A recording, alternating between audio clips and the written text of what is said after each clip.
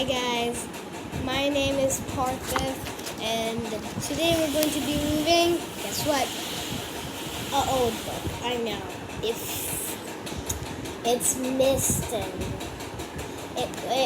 Miss Krupp cracks me up, okay? It's 21 in my weird school. Let's read the back, shall we? Something weird is going on.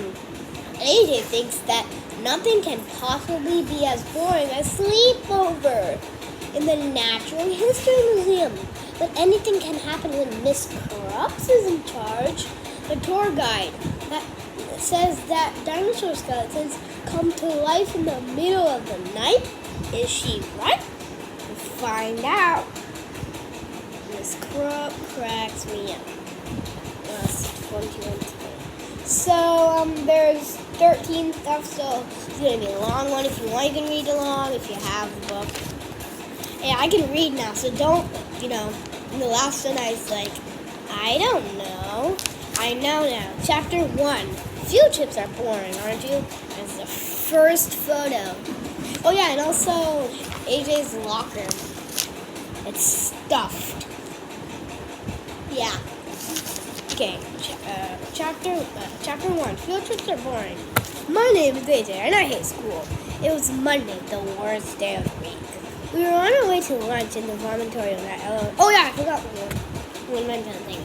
I will only do a voice for Miss Krupp, okay? So, at in the vomitorium in the elementary school.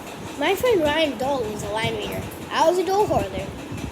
All the guys were talking about the big football game that was on the TV over the weekend.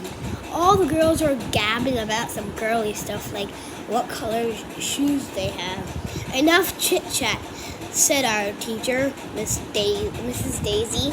Mrs. Daisy used to be Miss Daisy, but she went off and got married to our reading specialist, Mr. Mackey.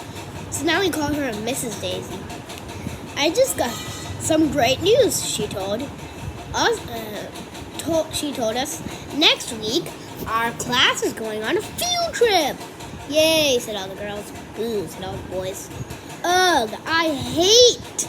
I remember the last time we went on a field trip. It was totally lame. Do you know why?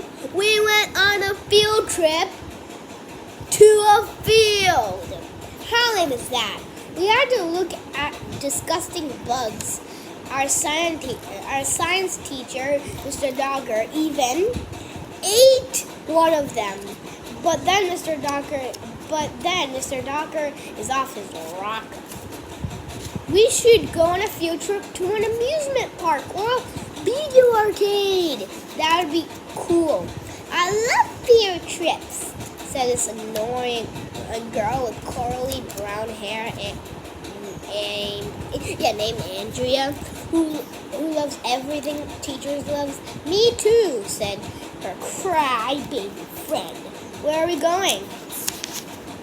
We are going to visit a natural history museum, Mrs. Daisy said, all excited. What? A natural history museum? Natural stuff is boring. History is boring, and nothing's more boring than a museum. So Natural History Museum is sure to be one of the most boring places in the history of the world. We're going to read 3 chapters, okay? Now you know why I hate school. Chapter 2, Weird People. One more chapter.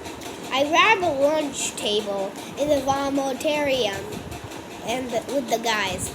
Andrea and some of the girls sat at the next table. Michael, who never ties his shoes, put straws in his nostrils and said he was a walrus.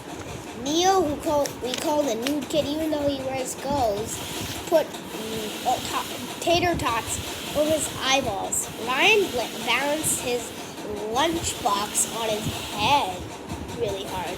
Ugh, broccoli, I said as I opened my lunch bag. I'm not eating that looks like a tree. I'll eat it, said Ryan. He'll eat anything, even stuff that Ryan even eats stuff that isn't food. He's weird.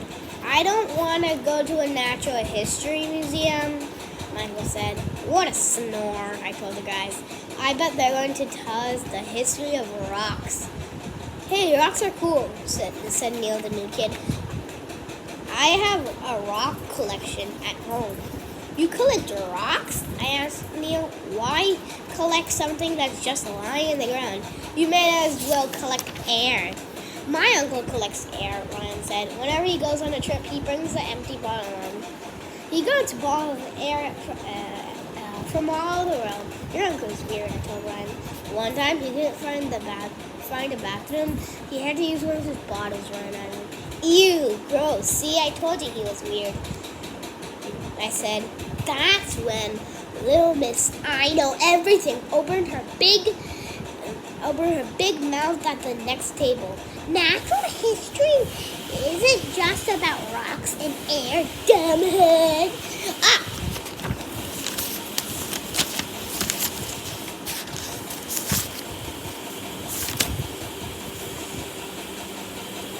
Yeah, dumbheads, she said. It's about all the objects in the nature, like plants and animals. So is your face, I told Andrea. Anytime anybody says something to you, mean to you, just say, so is your face. That's the first rule of being a kid. I wish some plants and animals were flying on Andrea's head, like a 400-pound piece of broccoli and a hippopotamus. Wow. 3. I'll read this tomorrow, and it is, it's the Gigantosaurus.